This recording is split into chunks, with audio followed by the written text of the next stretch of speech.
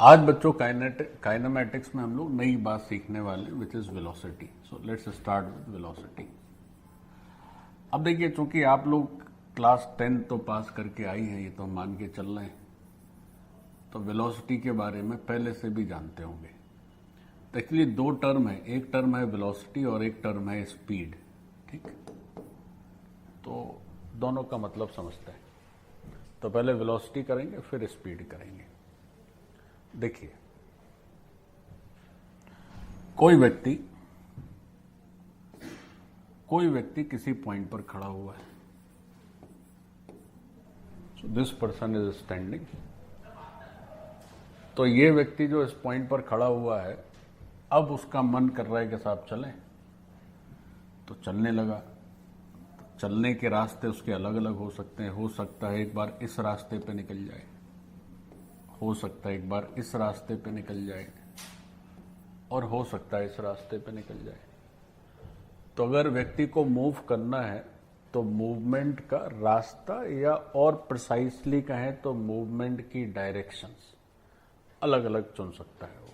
Number 1। Number 2, चलने में और क्या क्या बदलाव हो सकते हैं। तो डायरेक्शन अलग अलग चुनी जा सकती है, और किस रफ्तार से चलना है वो रफ्तार भी अलग अलग चुनी जा सकती है।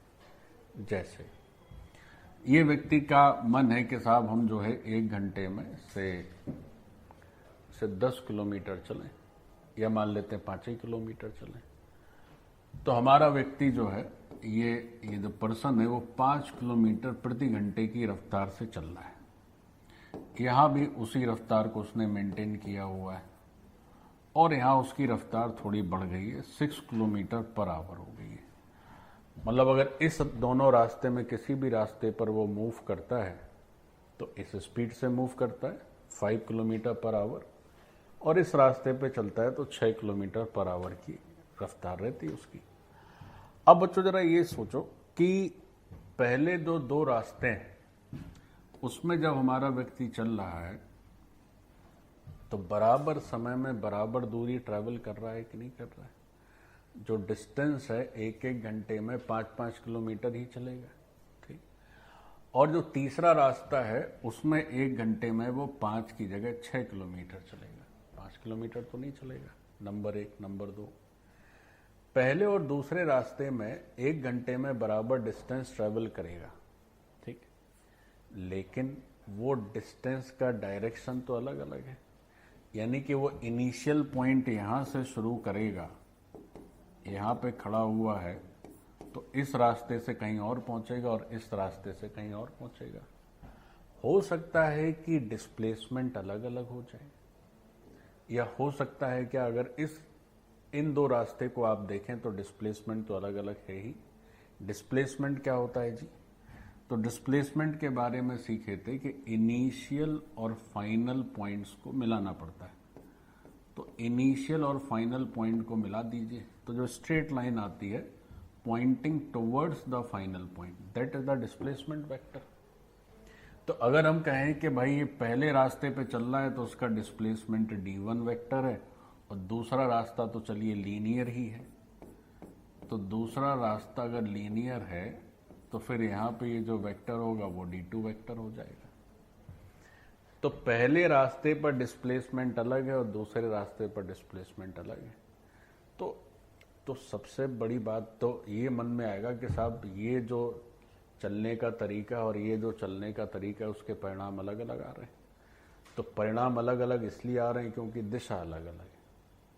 रफ्तार तो सेम ही, स्पीड तो सेम ही, और यहां तो क्या है कि साहब रफ्तार भी अलग अलग है और डायरेक्शन तो खैर अलग है ही। तो इस सिचुएशन में जो डिस्प्लेसमेंट जनरेट होगा वो ये वाला डिस्प्लेसमेंट जनरेट होगा। इसको हम नाम दे देते हैं d3। तो इतनी बात अगर समझ रहे हैं तो वेलोसिटी का बस यही मतलब सब समझ में आ जाएगा। वेलोसिटी का मतलब है rate of change of displacement, और जो टर्म स्पीड है उसका मतलब है rate of change of speed, sorry rate of change of distance. दोनों टर्म एक जैसे लगते हैं, स्पीड और वेलोसिटी, बट दोनों में बेसिक फर्क क्या है? यहां पर कहें कि साहब पहले रास्ते पे जा रहे हो, दूसरे रास्ते पे जा रहे हो, क्या दोनों रास्तों में आपकी वेलोसिटी सेम है? तो आप कहेंगे नहीं साहब, वेलोसिटी सेम नहीं है। क्यों? क्योंकि दिशा अलग अलग है, डिस्प्लेसमेंट अलग अलग है, तो वेलोसिटी भी अलग अलग है।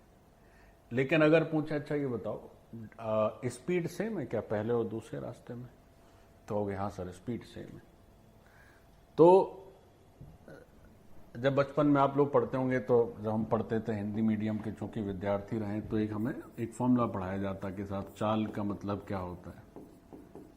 तो हिंदी मीडियम के विद्यार्थियों को पढ़ाया जाता है चाल बराबर दूरी बटे समय। ठीक है, इंग्लिश में ट्रांसलेट करेंगे तो ये हो जाएगा डिस्टेंस ट्रेवल्ड पर यूनिट टाइम। तो ये जो चाल है, तो जब बचपन में बच्चों को पढ़ाया जाता है तो वेक्टर वेक्टर का तो नॉलेज होता नहीं है, तो ये चाल मतलब वो जो है वो स्पीड से रिलेटेड है ना। तो स्पीड का मतलब क्या हुआ? 5 किलोमीटर पर आवर मैग्नीट्यूड, जिस रफ्तार से चल रहा है। वहां डायरेक्शन की बात नहीं होती है, लेकिन जो वेलोसिटी है उस वेलोसिटी में डायरेक्शन की भी बात होती है। तो स्पीड की डेफिनेशन क्या होगी? Rate of change of distance with respect to time. और आपकी जो वेलोसिटी है उसकी डेफिनेशन क्या होगी? Rate of change of displacement with respect to time. Velocity vector है और स्पीड क्या है? स्केलर है। स्पीड में मात्र मैग्नीट्यूड है, वेलोसिटी में मैग्नीट्यूड के साथ डायरेक्शन भी है। और दोनों का जो न्यूमेरिकल वैल्यू है उसका मतलब सेम ही है। न्यूमेरिकल वैल्यू की डेफिनेशन क्या होगी कि rate of change of displacement या speed per unit, rate of change of distance per unit time. ठीक, तो मैग्नीट्यूड एक अलग टर्म हो गया और डायरेक्शन एक अलग टर्म होगी। तो लिखना चालू करें, बनाना भी चालू करें। बच्चों देखो, ये जो पूरा मैकेनिक्स वाला पार्ट है इंक्लूडिंग काइनेमेटिक्स, जो 11th में मेनली जो पार्ट है वो एक तो पूरा मैकेनिक्स है कंप्लीट। उसके बाद फिर बचता है ग्रेविटेशन, थर्मो, और तुम्हारा एक बचेगा वेव्स। तो ये जो मैकेनिक्स वाला पार्ट है ये बड़ा रोचक है और पूरी फिजिक्स में बाद में यूज आएगा, तो उसको बहुत गंभीरता से पढ़ें। और काफ़ी समय रहता है बच्चों के पास, जनरली थोड़े बहुत भी ठीक ठाक स्टूडेंट होते हैं तो उनकी मैकेनिक्स अंत होते होते अच्छी हो ही जाती है। बिल्कुल कुछ काम नहीं करना चाहे तो क्या किया जाए। और एक अच्छी बात यह है कि मैकेनिक्स में ज़्यादा फॉर्मूले तोमले भी नहीं है। ऐसे नहीं है कि दुनिया भर के स्टैंडर्ड याद करने हैं, रूल्स हैं, वो सब थोड़ा मोड़ा है, वो ना के बराबर। तो it's all logical, so that's why it is even more beautiful. तो भाई वेलोसिटी की बात करें तो थोड़ा सा डेफिनेशन चाहे तो लिख लें। तो वेलोसिटी का मतलब क्या है?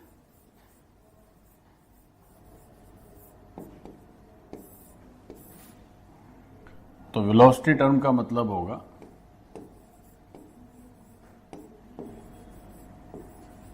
Rate of change of displacement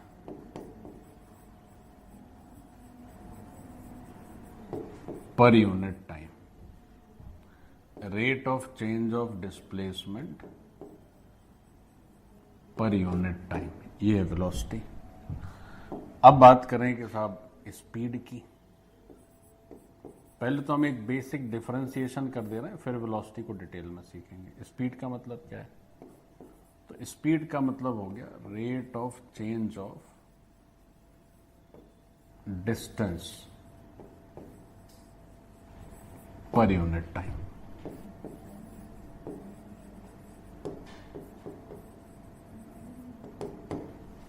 बच्चों अपनी जो वेलोसिटी है वो वेक्टर है,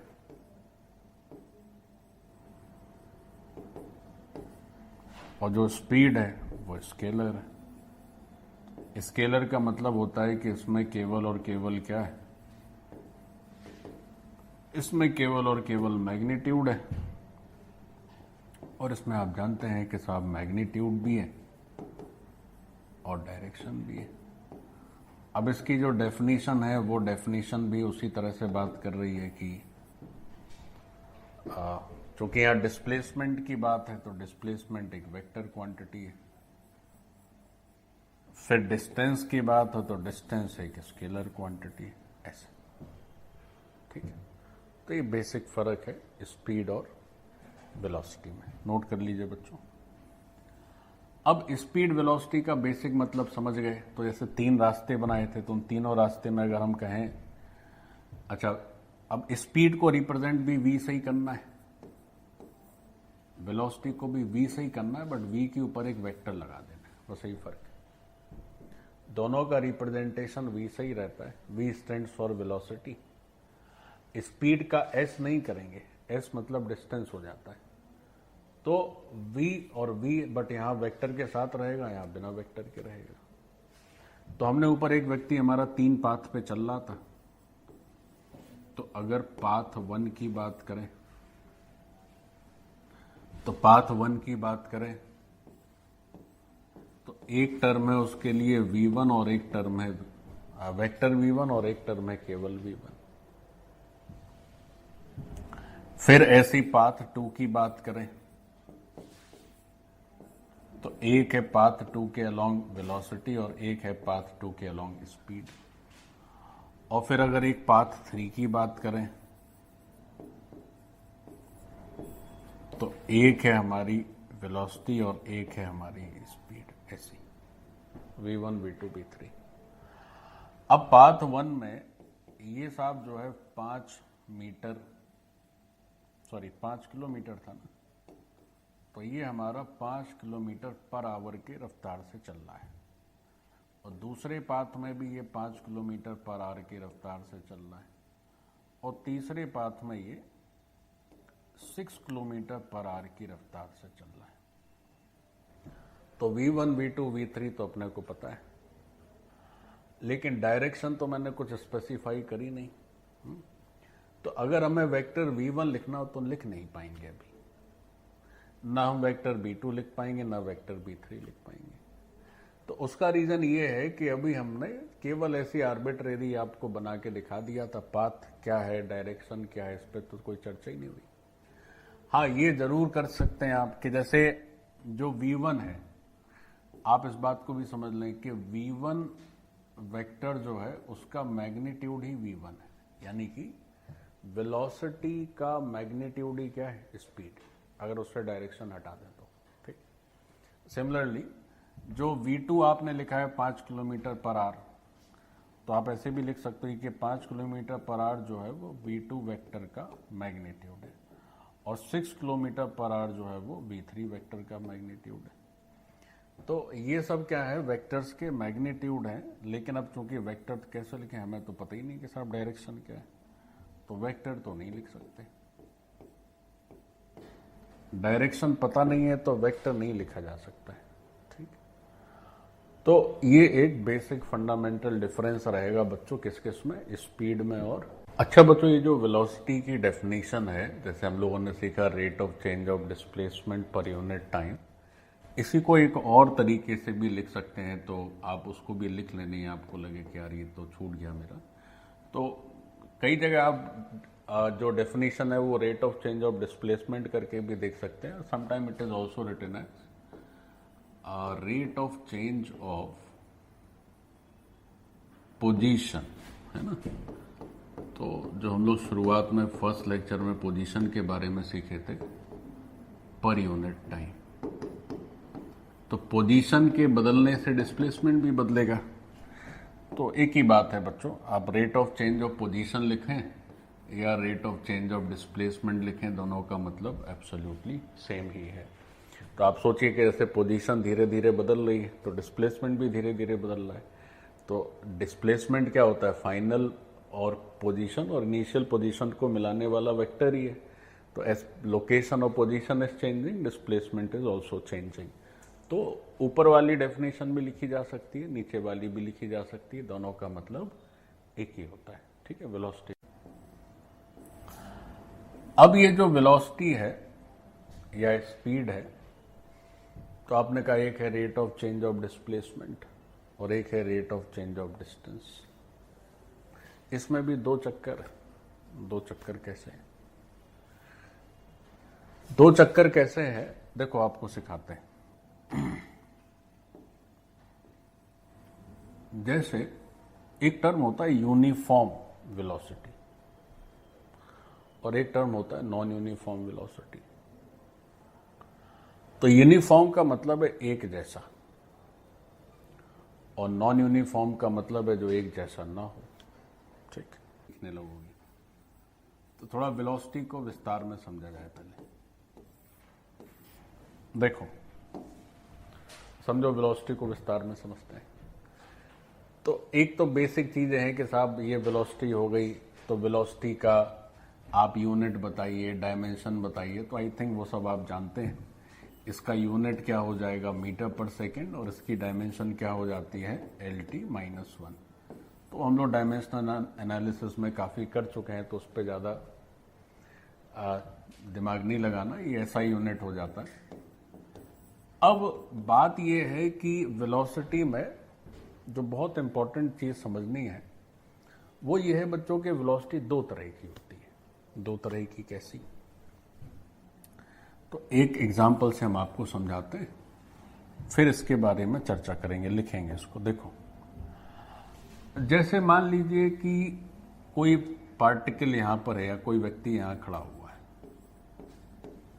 अब ये जो है चलना शुरू किया, तो चलना शुरू किया तो मान लेते हैं कि थोड़ी देर ये जो है सीधा चला, स्ट्रेट अलोंग एक्स एक्सिस, आई कैप के अलोंग।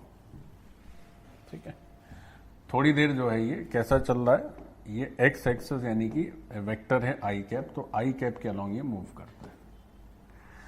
फिर थोड़ी देर बाद क्या करता है, ये अपनी दिशा बदल लेता है, इसकी दिशा ऐसी हो जा रही है। अब ये जो दिशा है ये एक्स एक्सिस के अलोंग है, आई कैप मतलब एक्स एक्सिस के अलोंग यूनिट वेक्टर होता है, और इसकी ये जो दिशा है वो दिशा जो है वो इसकी वाई एक्सिस यानी कि जे कैप के अलोंग, यानी कि वाई एक्सिस के अलोंग। मान लीजिए कि यहां से यहां तक जब ये मूव किया तो उसने d1 डिस्टेंस ट्रेवल किया, और ये जो डिस्टेंस है वो इसकी d2 डिस्टेंस है। आप बात को समझिएगा कि क्या कॉन्टेक्स्ट में हम लोग ये चर्चा कर रहे हैं। अच्छा, ये जो मूवमेंट है इसका, से मान लेते हैं ये 5 मीटर पर सेकंड की रफ्तार से चल रहा है और ये भी 5 मीटर पर सेकंड की रफ्तार से चल रहा है। तो इसके चलने की जो स्पीड है, जिसमें मैग्नीट्यूड है, वो तो बराबर ही, यहां भी 5 मीटर पर सेकंड से चल रहा है, यहां भी 5 मीटर पर सेकंड से चल रहा है।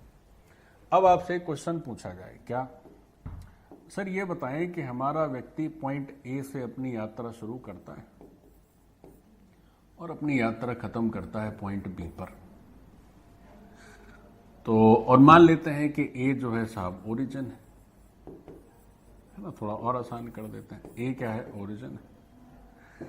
तो अगर ए ओरिजिन है तो पॉइंट बी के अगर कोऑर्डिनेट्स देखोगे या इसका पॉइंट बी का पोजीशन वेक्टर देखोगे तो 5i + 5j होगा कि नहीं होगा, या 5,5 कह लें, ऐसे भी कह सकते हैं।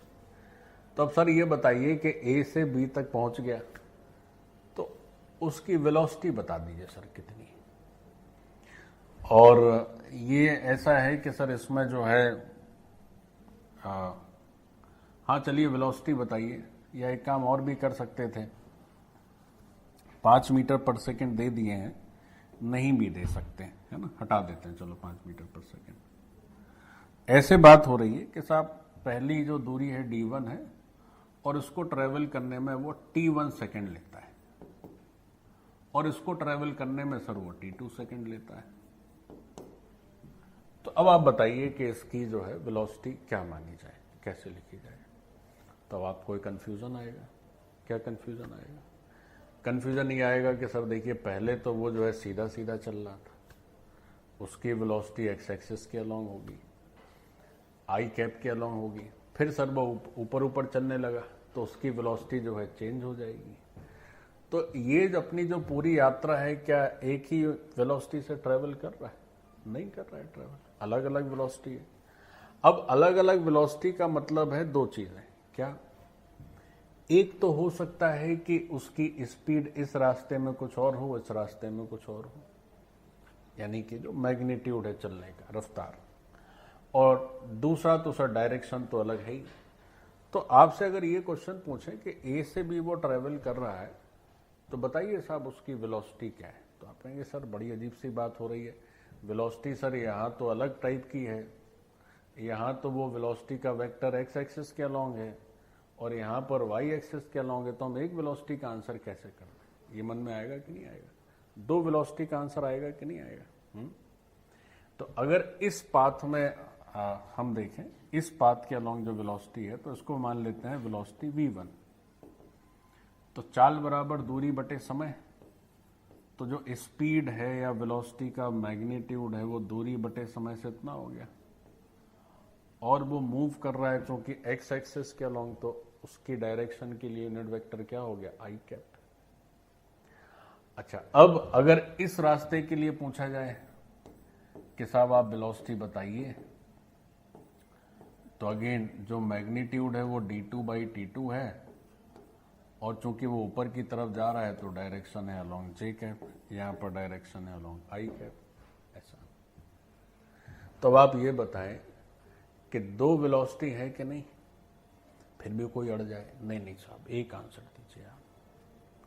तो पहले तो आप कहेंगे देखिए साहब ऐसा है कि दो अलग अलग वेलोसिटी से चल रहा है इसलिए दो अलग अलग आंसर होंगे, लेकिन कोई कहे नहीं तुम हमको जो है एक ही आंसर दो। तब फिर आप क्या करेंगे? तब फिर आपको थोड़ा और पढ़ना पड़ेगा, थोड़ा सीखना पड़ेगा, जो अभी आप सीखे नहीं है, अभी हम आपको सिखाते हैं। तो पहले तो ये फोटो बना लें कि सर एक आंसर कैसे दिया जाए और इन आंसर का मतलब क्या है।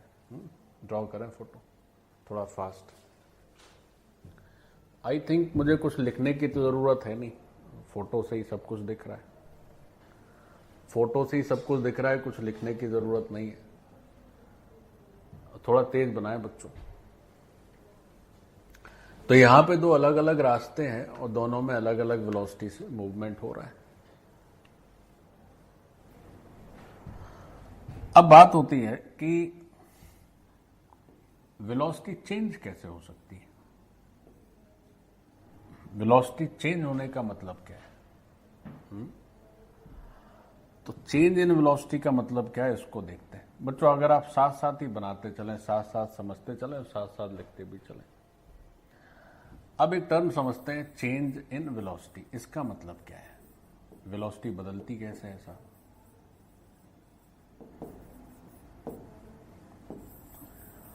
अब देखिए कि वेलोसिटी किन किन कंपोनेंट से मिलके बनी है, पहले तो वो समझ में आना चाहिए। तो वेलोसिटी जो है वो दो कंपोनेंट से मिलके बनती है। वेलोसिटी किसी भी मूविंग ऑब्जेक्ट की दो कंपोनेंट से मिलके बनती है। एक कंपोनेंट उसका मैग्नीट्यूड है और बच्चों एक कंपोनेंट जो है उसका वो है डायरेक्शन। ठीक है, वेलोसिटी दो कंपोनेंट से मिलके बनी है, एक कंपोनेंट है मैग्नीट्यूड और दूसरा कंपोनेंट है डायरेक्शन। अब आप किसी एक में चेंज करें या दोनों में चेंज करें तो आपकी वेलोसिटी बदल जाएगी। भाई चेंज इन वेलोसिटी का मतलब क्या है? आइदर यू चेंज मैग्नीट्यूड और यू चेंज डायरेक्शन और यू कैन चेंज बोथ। तो वेलोसिटी में जो चेंज की बात करते हैं हम, इसमें जो चेंज हो सकता है तो तीन तरह का हो सकता है। तो तीन तरह के क्या क्या चेंज हो सकते हैं? तो तीन तरह के चेंज हो सकते हैं कि साहब ऐसा करिए कि चेंज कर दीजिए आप मैग्नीट्यूड को, तो भी वेलोसिटी जो है बदल जाएगी। फिर आप चाहें तो चेंज कर दीजिए डायरेक्शन को, तो भी वेलोसिटी बदल जाएगी। और फिर आप चाहें तो क्या कर सकते हैं कि चेंज कर दीजिए दोनों में, तो भी बदल जाएगी। तो वेलोसिटी के चेंज होने का मतलब क्या है कि आइदर आप रफ्तार घटा बढ़ा दें या दिशा बदल दें या दोनों ही बदल दें, है ना, तो आपका वेलोसिटी का चेंज हो जाएगा। जैसे एक दो एग्जांपल लेते हैं। जैसे हम तीन तरह के मोशन सीखते हैं जरा। तो क्या है कि मान लीजिए एक मूविंग पार्टिकल है, तो इस तरह से मूव कर रहा है इस डायरेक्शन में, ठीक है। और मान लीजिए कोई व्यक्ति ही है, तो ये उसका मोशन है इनिशियल टू फाइनल, ए से बी। तो स्ट्रेट लाइन में मूव किया और से 5 मीटर पर सेकेंड की रफ्तार से मूव किया, एक ही लाइन में मूव कर रहा है। अच्छा, जरूरी नहीं कि स्ट्रेट लाइन सीधी हो, आड़ी तिरछी भी हो सकती है, बट लाइन होना जरूरी है।